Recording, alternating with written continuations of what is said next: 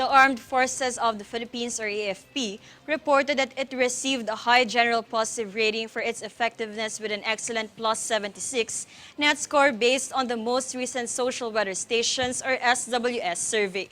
AFP Public Affairs Office Chief Colonel Jory Baclor said in a statement that the findings of the survey conducted in December of last year increased the AFP's net satisfaction rating by 9 points compared to the net of plus 76 in December 2021.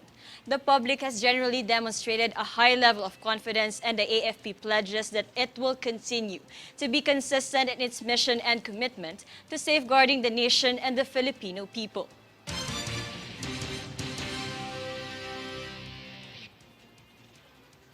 In other news, the Bureau of Corrections, or BUCOR, freed 340 persons deprived of liberty, or PDLs, from different operating prison facilities. The majority of PDLs who were freed had their maximum sentence with good behavior time allowance. Meanwhile, the continuation of releasing detainees who are eligible for parole has been directed by President Marcos Jr. to the Department of Justice.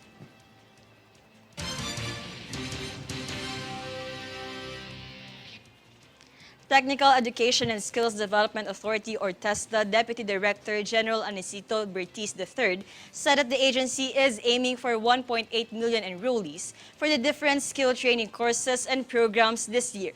According to Bertiz, about 1.2 million trainees graduated in 2022, and 84.72% of them were able to find employment and livelihood. He added that almost 9 out of 10 graduates were able to obtain certification in different fields, including tourism, construction, agriculture, and healthcare. Meanwhile, Bertiz said that TESDA also provides a wide range of courses connected to information and communications technology and collaborates with the different information technology and business process management sectors.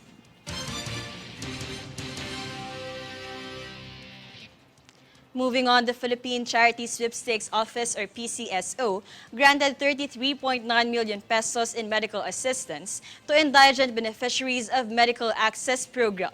The medical assistance was given to the 4,949 beneficiaries through hospital confinement, chemotherapy, dialysis, and post-transplant medicine.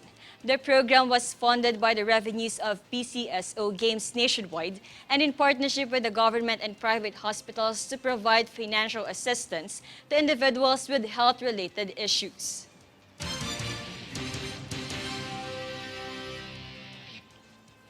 Workers under the banner of Militant Labor Center Kilusan Mayo Uno held a protest against National Task Force to End Local Communist Armed Conflict with the agenda to provoke the government to investigate the killing and red tagging of labor leaders and members. Here's Max Legaspi for the exclusive report. With the rising cases of human rights violations, red tagging, and other forms of abuse, various women laborers from different unions unite to protest against the National Task Force to End Armed Conflict, or NTF-ELCA.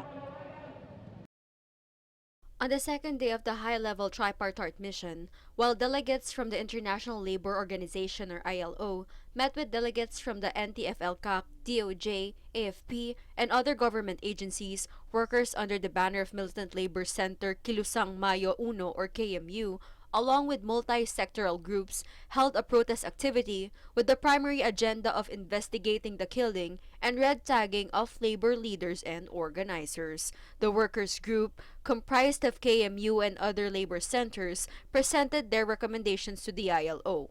Stopping the killings and resolving various cases of freedom of association violations are among them, as is reviewing the government's anti-insurgency campaign to ensure that it does not undermine freedom of association. Also present during the protest is Bagong Alyansang Makabayan Secretary General Renato Reyes Jr., who strongly expressed his dismay with the killing going on in the country. Mali po ang extrajudicial killings. Hindi po tamang pinapatay ang mga manggagawa at gagamitin ang dahilan na sila ay nanlaban kaya sila ay pinatay. Pangalawa po, mali ang paggamit ng search warrant para magtanim ng ebidensya sa mga manggagawa para sila ay arestuin, ipakulong ng hindi makakapagpiyansa. Yan ang ginawa doon sa marami nating mga kasamahan. Supporting Reyes' claims, also present during the protest is KMU Secretary General Jerome Adonis, who also further explained the sole purpose of the group's protest.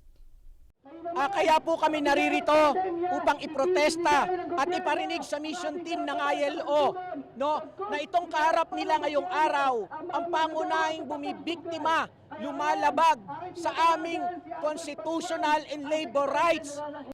The labor movement declared that their fight for justice would continue after the high-level tripartite mission. For Golden Nation Network, this is Max De Gaspi.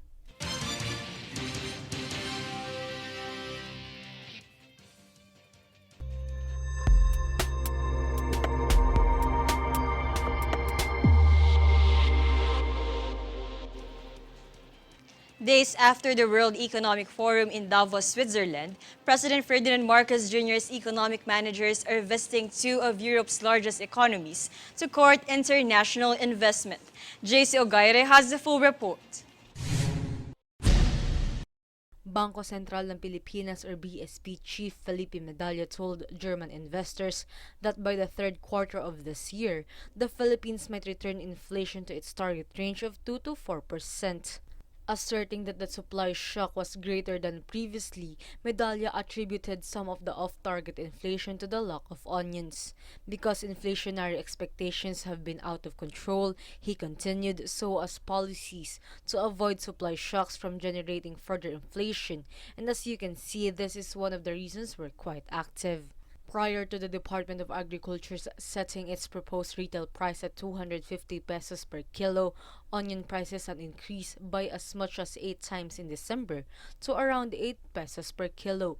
For Golden Nation Network, this is JC Ogaire.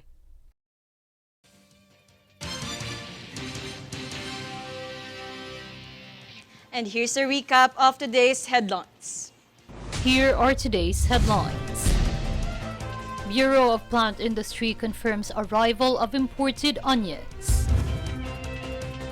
COMELEC considers extension of voter registration in flood-hit areas.